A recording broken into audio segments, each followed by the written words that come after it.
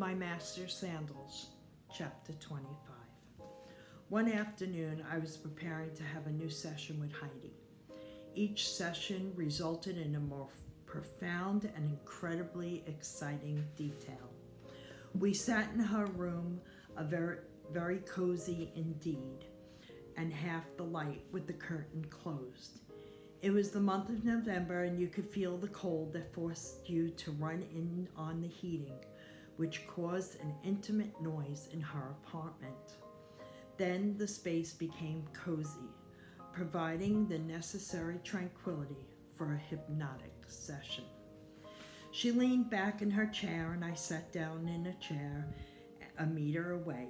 My chair was between the window, and she had a table lamp on the left, which started with an informal conversation before beginning the process to remove any trance nervousness. It was important that she felt comfortable, calm, and she did not think that I had any expectations of her performing a certain way. I asked her to close her eyes and focus her attention on her breathing, taking all the time required for her to feel relaxed. I followed everything, and I learned from the professional mentioned above. I looked for ways to make the process my own by adding my creations without disrupting the process. Using very soft music in the background, I began to see her eyes more quickly behind her closed eyelids. This indicated to me that she was prepared for our deep journey to the past. Then I had asked her to describe what she saw through the visualization she was experiencing. I instructed her to shake and nod her head as a way of answering whether she agreed or not. She then responded to my questions. This is the dialogue I managed to transcribe. Israel, who are you? Look at your hands and describe your skin or covering. Are you a man or a woman? My name is Mule, and I am a slave. Where are you? I am in Egypt. Where is Egypt? In the palace. Where is your family? My parents died when I was 14 years old. Do you have any sisters or brothers? I have 2 sisters that I separated from when my parents died. What do you know about them? I had no other choice. I always wanted to look for them, but I became a thief since I needed to eat. I decided to stay away from where they did not know these things about me. Tell me about your life. At that moment, she remained in a deep trance, and I took her a few minutes to respond further. Her eyes were still moving back and forth quickly behind her eyelids.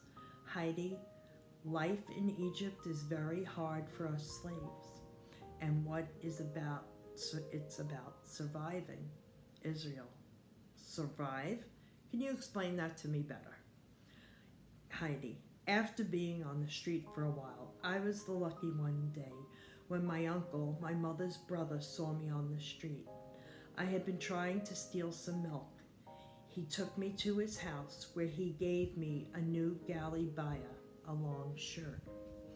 I cleaned myself, ate, and could sleep under a roof, protected and covered with a linen sheet. There, I did not have to worry that somebody was trying to kill me. After resting for a few days, my uncle told me that I should honestly earn my food. He took me to a place where I could work. That was the first time I was very close behind the great walls of the place.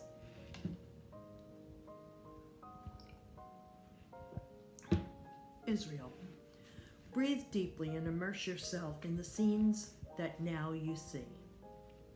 The more relaxed you are, the more vivid the images will appear. and you will perceive the experience in great detail. Heidi. I went through many doors and crossed several corridors and went down.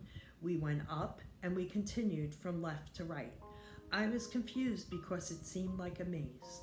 Finally, he told me to sit down. We were in the kitchen and he spoke to a man who, after looking at me, approached me, touched my arm, checked my mouth, and asked me what I was doing. Israel. So what did you do? Heidi. I trusted my uncle and let it happen. He told me to wash my hands, and then he sat down in front of a big pot full of potatoes and ordered me to peel them. After that narration of the events, I brought Heidi back to the present by following the appropriate steps. I allowed her to remain calm for a few minutes until fully awake. These sessions with Ms. Harity continued to provide me with significant contribution to my knowledge, allowing me to explore beyond of what I had experienced in my life. The regression to another time was equal to living, but it was personally through her. The personality changes, the exact narrative of the facts, names and places, the power to interpret other unknown languages was outstanding. This was the whole new world studied and exercised by great masters that she was managing to discover. All that filled me with joy, prompting me to prepare myself much better. A week later, we got together again. We had agreed on the time and worked on the usual place. Her sessions allowed for tremendous concentration, which allowed us to find the necessary paths to better quality in this technique to be used. I wanted it to be adequate to use in our therapeutic career. Heidi was calmly relaxed and settled on the sofa. After having a pleasant conversation, I was ready to start our session. I felt more and more confident in achieving the objectives. After applying the preamps to the same trained technique, diverse by me from the beginning, she went into a trance. At this time, Heidi had regression that lasted about an hour and a half. We had not had a session go that long before. She switched back and forth, deciphering two people. It was impressive to see her gesturing and taking the role of one character who appeared in her story. This was done with great detail. She changed her facial gestures and interrupted her once character and played in another. This was remarkable. The following is a specific writing of what happened in the session, with each word that is used during the most intensive regression that we held.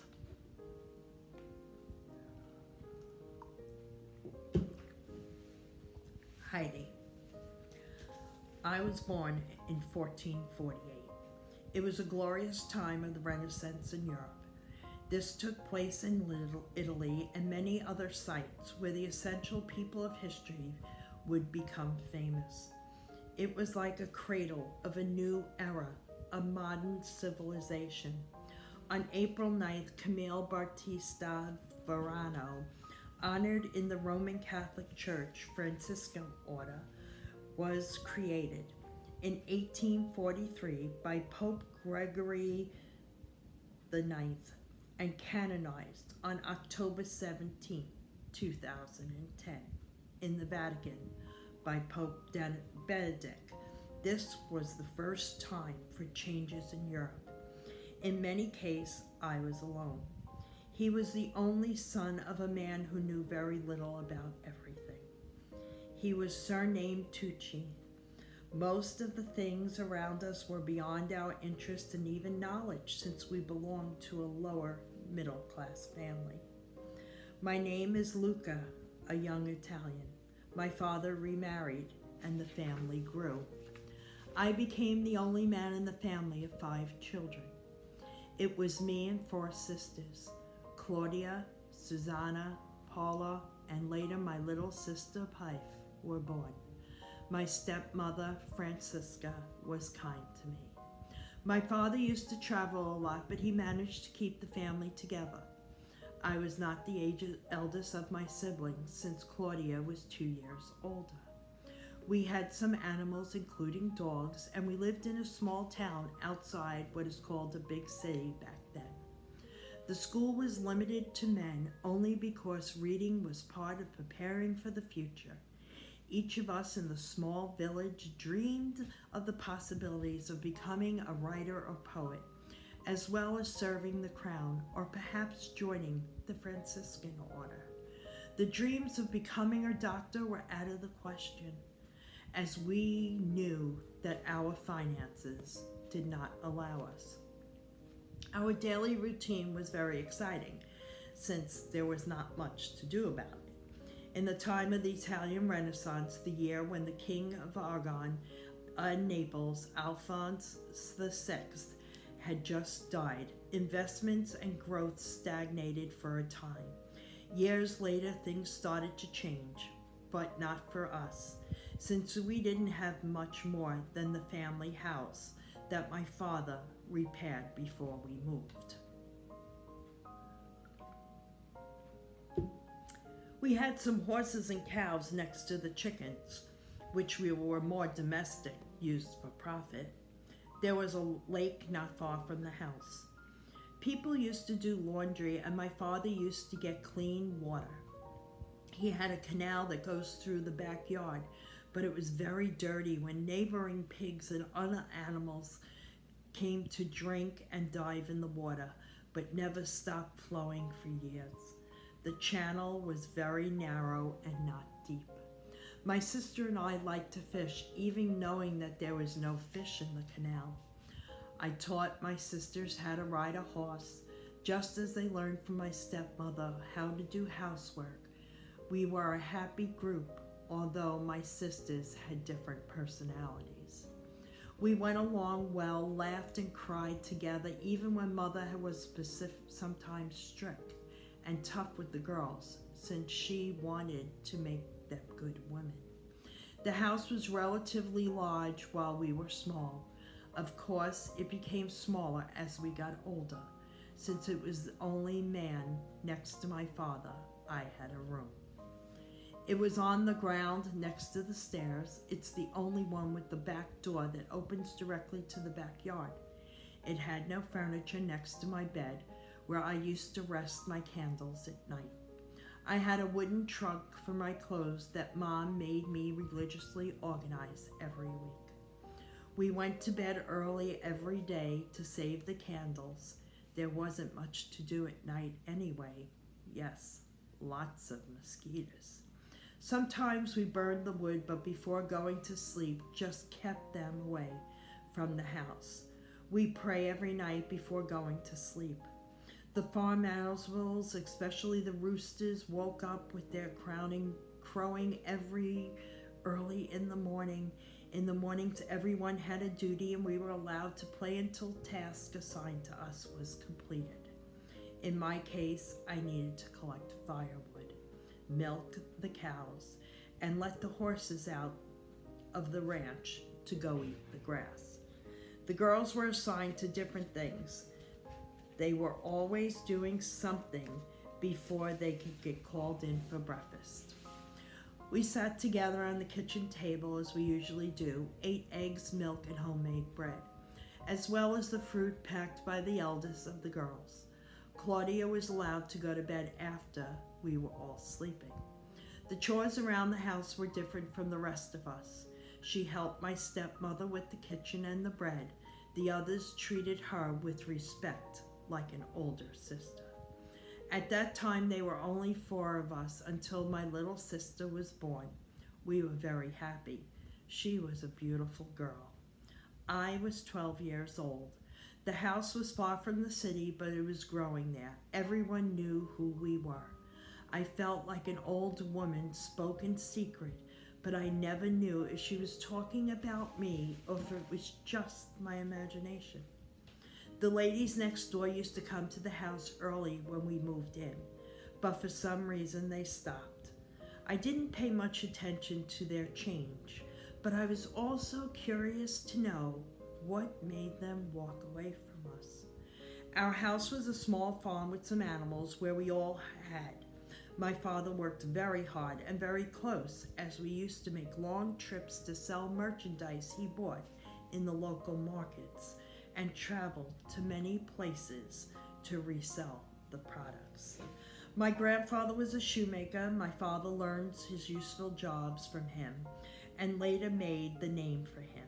The people knew he could repair multiple things. I enjoyed playing with my sisters. There were other children around and they were not allowed to go as far from the house. Not even in my case, which I was the man of the house. But still very young, even though my father was rarely there, my sister's favorite was Paula. She was different. She liked to climb, go hunting, help me look for wood in the morning, and we were mostly together. However, when I started going to school, we did not have much time to play as before. Paula was waiting for me at the entrance of the path that led us to the farm every day. She wanted to know what I was doing, and she got angry when I didn't want to talk to her about it. She always asked me to teach her anything. I learned that it was prohibited in her case because women were considered to be only domestic things, and we obliged to stay away from the men's duties that included reading. Women are very restricted from doing men's works or speaking in public. Only difference is being held in a special place in society. In most cases, they were married to dignitary teachers or someone with influence. Paula used discussions with me about equality in those days. Words of such meaning did not exist. I promised Paula that I would teach her to read, but she would be our secret. I should promise myself that no one else knew, not even Claudia. We had planned to do it since my father would kill me if he knew I was doing something outside the rules of the house. My father was righteous. He was a tall man who was going bald because the sun burned his hair during the long hours on the road while working. My father was a generous man, but sometimes there were no chance of being generous since we didn't have much to give anyway. He and my mother argued sometimes, but we never knew what it was about, as they keeping their voices low. He brought sweets on each trip, and we all were happy upon his arrival. I didn't want them to fight since my family was the best, and they could feel the things that would be different if the family was separated. I was not worried about my parents since my studies took me a long time. I needed to walk a long distance from school to my house and then back, and put up the horses before nightfall. At the end of the day, I was so tired, I had to restrict my involvement with Paula, who was the only one of my sisters who was interested in speaking to me. Sometimes I didn't have, and she kept knocking on my door without stopping. We enjoyed ourselves maybe too much. I remember one of her birthdays, Francisca, my stepmother, brought her a dress. It was a surprise since she didn't know it beforehand, and we all expected her. The farm was far from the big city, and buying things other than groceries is not a regular daily chore. We sang for her birthday. She had a cake. Later, my stepmother wrote what was supposed to be a birthday card with the words,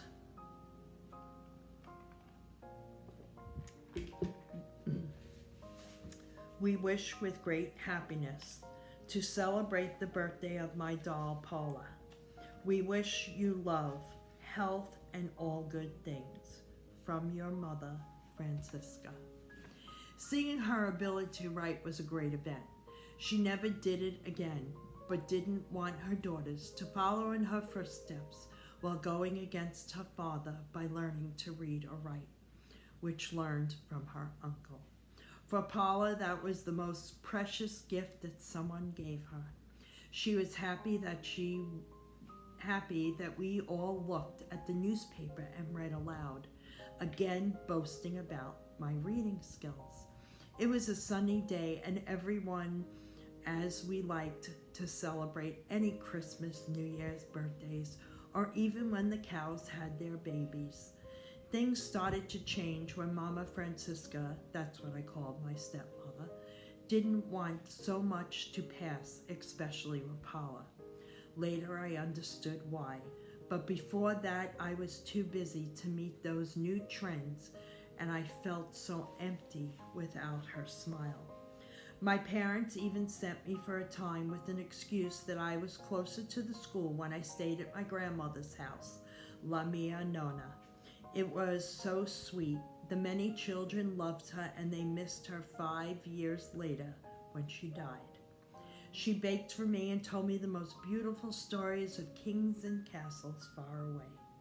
She used to make a mental image of her stories. She made up imagination, fly. I always felt her words alive. She lived alone, never remarried, and her home welcomed so many people over the years because of her sweet character. So was different from her son and my father. My father didn't trust many people or talked much easier, so I never really knew how distant it was because he really showed affection. Before leaving the farm, I tried to understand why Mama Francisca was sending me, but I did not receive an explanation or an answer at that time. We did what our parents told us. My sisters were sad, especially Paula, and she did not want to say goodbye. She stayed in the girls' room without seeing me outside. I was feeling so good there and couldn't understand why the decision to send me away. I didn't ask. Everything was confusing, and the only thing I could associate was something that happened a few weeks before. We went to look for firewood as usual. It took a little longer than expected because the wood we found was wet from the night before. On the way back, we were distracted and everyone else was waiting for breakfast. We started to rush while I lost track of time, chasing butterflies. Heidi stopped for a few seconds, gestured in an extraordinary way, and I remained silent, waiting for her reaction. Then we started a conversation in a language that she did not know in her current life and interpreted two characters in a very natural way. Heidi, Paulo, come on, Luca, come on. Wait a little, Paula. Mama is going to get mad. Luca, let's go. I intervened to ask her if she felt comfortable with that, and could she continue interpreting the two people. She went on very naturally, narrating. The next thing I heard was a noise of the wood being collected. I looked back, and Paula was on the grass because she tripped and fell. Luca, what happened? You're fine. Heidi narrating. I received no response when suddenly Paula screamed so loudly when it was heard miles away. Paula, I think I broke my ankle. Mama Francisca is going to punish me and wait for my dad to come back, and she will tell him. Heidi narrating. I took Paula in the arm and started walking downhill. She wasn't that heavy anyway, and the longer we waited, the worse it would be when we got home. Then I experienced something strange when Paula rested her head between my neck and my left shoulder. I looked at her lips with certain and strange affection. I felt so guilty. I felt like a monster from another planet. What was I thinking? Am I going crazy? We are talking about my little sister here. The voice in my head made me feel worse and worse. She she didn't notice anything. I rested twice before continuing. From that distance, we could see the house. The place began to look familiar again. I left her and she leaned against me, limping and taking more with each step. The dogs barked as we got closer, and my mom was in the yard being the first to see Paula was hurt. She began running to us crying, "What happened?" We didn't answer anything at first, and then she asked. Now we could feel disappointment and frustration in her voice, and it was understandable. Since we did not have a hospital at the time, the only doctor was miles away. In a deep voice, she asked for the answer again. We both started to explain, and things got worse. I felt so guilty in my fault that since should have come with her on the first call. But what bothered me most was those thoughts came to my head. How about if she ever knew, I would die of shame. I tried to understand myself, looking for all kinds of excuses. I wanted to forget about going through my head, but I couldn't. I realized that Paula was not looking at me directly in the eye, and that made me ask myself more and more about what happened. Everything made me think it was my imagination at some point. Still, then, feeling guilt return again and again, I felt horrible. She and I did not talk for a few days, which was not normal since we were together all the time. The rest of the girls began to notice our distance, but nobody said anything. Time passed and the days returned to weeks.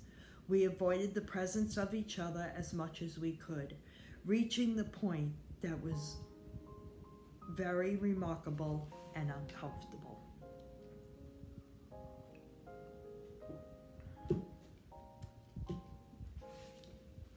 However, we kept away from each other for different reasons. Mine was due to the uncomfortable I felt after those thoughts I had in the day in her case. It was different. I was angry because I kept the distance. I did not want to take her with me any longer. My stepmother sent me to see my grandmother's house, and I did not return to the family home for a long time. After coming to live with my grandparents, things were normal for me. I got used to being pretty quickly. There wasn't much to do, and I kept busy reading books with my life that were healthy for me. My grandmother was a little sick, so I spent a lot of time with her. All the houses were far from each other, and we did not have any friends. Time passed. The time came for me to return to the family home. However, I did not know that my stepmother forgot the way she felt about me and did not hear it from my father either. She didn't want to put herself in a situation getting there without permission, so she was thinking all the time. I remember lying on the bed looking up the ceiling, just dreaming about the day of my return, seeing the dogs and the animals back on the farm, seeing what my sisters looked like 3 years later. It was 3 Christmases we didn't spend together, my birthday and other tradition and family celebrations. What was I missed very much. But first of all, I missed her, and I knew it was wrong. The feeling was very wrong. Finally, on a Saturday, I was supposed to come back. I woke up early in the morning, packed my things, put my belongings in the carriage, and it was time for me to leave. It was a very happy all the time during the trip and didn't care about being judged. I wondered all the time why it took me so long to come back. But of course, I remembered my stepmother's rejection, and it was the feeling I couldn't forget. Heidi was exhausted but calm. She stopped talking for a few moments, and I chose to return to the present with great care. Applying the techniques studied, I did not want any mistakes since it was the first experience of this type, with her in a trance from an extended period. The extraordinaries of this story was engraved in my mind as a memory of the first life regression story we had practiced. Although in previous sessions we indeed had great importance, they had interviews that were quite short. This time it was extended in such a way that she even had incredible passage of personality change and being able to dialogue in different languages. This was something that made an impact on me. After the session, we agreed to take a 2-week break. We should return to our eventual practices, and she agreed. My Master's Sandals, Chapter 26. During the break between our sessions, I dedicated myself to acquire more knowledge. Reading became a constant in the life routine. I did it daily until late at night. I wrapped myself in a record that remained trapped with me for these days, when I prepared myself with a lot of passion and love for each of my sessions. Although we stayed in communication, we let this short break pass to get back together. The weekend arrived and I returned to Heidi's house as always. She was very cordial and waited for me to be ready for our next session. Of course, I cannot forget to mention the delicious dinner that was prepared for me. We started our practice, continuing in the usual technique that we used commonly. The following account is what described in her narration. Heidi. A cold wind came across face to face with a promise of distance that will never survive separate time. Those words I wrote far from imagining how my life would change in the next month. So the unfinished business of the life of a young soldier named Henry, surprised by the reality of the brutal war in which every time left with a very sore taste and many still crave justice. It was World War II in 1945. Not even the bravest of us were ready for what was about to unfold. I had so many unfulfilled dreams. Music was my passion. I imagined playing with a few more friends, and I was reunited. These dreams were far from possible. We did not understand much of what was happening too late. So much pain. The position adopted was essential in the following order. To begin getting in those details, let's talk about myself. I was born in 1923. I was the eldest of my brothers and my 3 sisters that circumstances took before time. The strict and challenging childhood took time from our families to worry about insecurities. My father was a well-known shoemaker in our village. My mother helped many women give birth so that she was considered a kind of village doctor. She never even went to medical school. However, she had the gift to make people feel better about the pain, emotional or physical. When the war broke out, everyone knew that things were eventually going to unfold like this. She never thought of medical school. However, it was a gift to make her properly feel better about their pain. We never expected them to become a nightmare that follows. The event I immersed myself in, practicing cruelty to other humans where I was raised to love to create everyone. It was different for me. It was difficult to write about the events of this time without getting excited about them. Many people in my family all knew that they had to leave the town long before the whole situation got ugly.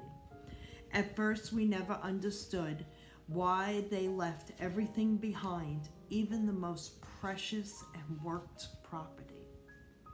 It was something that no one expressed concern about or looked back on. We saw the town slowly fade. My parents didn't talk much about it. It became a normal situation. We did start to worry about our safety. A vast majority of our neighbors were Jews. For a long time, the air was heavily polluted with comments that the Jews were enriching themselves, or at least that it was the most natives said. My family was not involved in politics and anything else other than the price of products we used to buy to help the soil and our small agricultural production. We had 2 cows, a dozen of chickens, horses, and a land that was not large. But we had everything we needed to survive. This understood then as difficulties pronounced by greed of the Jews, according to the people. She stopped and I wanted, as usual, for a short time and woke her up. She was calm. She recovered from the moment of trance without any symptoms that could worry me.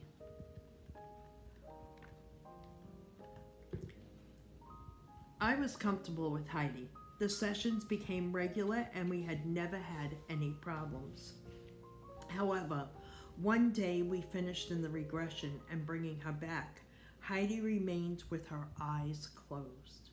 She repeated the words to get the person out of the trance a couple of times, but she did not respond. Strangely, she started gesturing her hands as showing me her head. Then she extended her hands over and over again. I asked her what she was doing. She suddenly, in a different voice, said to me, "Open your mind." I was completely confused and a little scared. As you remember, I had religious upbringings that made me believe in the devil and demons, although many years had passed since that, and I gained another type of knowledge. Still, hearing that voice that did not belong to her brought the immediate memory of everything learned during my youth to my mind. Excuse me. She repeated a second time with the same characteristics. "Open your mind." She immediately said to me, "Read." I asked her what I should read, and she gave me some book titles that I couldn't even write down at the moment. She opened her eyes and stared at me and asked me what was happening to me, completely unaware of what she had just said that had caused my reaction. I was perplexed, still scared. I couldn't understand what was happening, and listening to her address me in another voice filled me with fear. I was so bewildered, and I told her that I had to go, but nothing was happening. I grabbed my jacket and said goodbye. I walked. I could not understand what this new experience was about. I wanted to relax a little and went to a bar nearby her apartments. I drank 2 drinks without stopping to think. The hours passed and I decided to go home. I walked to the subway to board the train without letting the question go around in my head. I entered the car and then took a seat. It was very late and there were not many passengers after a few minutes of distraction. I observed a person in front of me reading a book. With curiosity, I looked to read the title, Conversations with God. It seemed like a humorous title at fact, but it was meditating a little. I related to what had happened the night that the voice through Heidi requested me to read it. When I got home, I searched for it on the internet until I found Neil Diamond Walsh wrote it. I acquired an audio form, and the next day I began to listen to it. I listened to it daily, becoming fascinated by the author's explanations. The book discussed the answers so many questions I had, and also myself over many years. Due to my religious trainings, I still did not understand the various topics on such issues that was developed. Was that the devil, or was it a human perception instead of being outside of me that caused trauma and wreaked havoc? I continued with the next volume until I reached 3 and that make up a great book. Books written by Neil Diamond.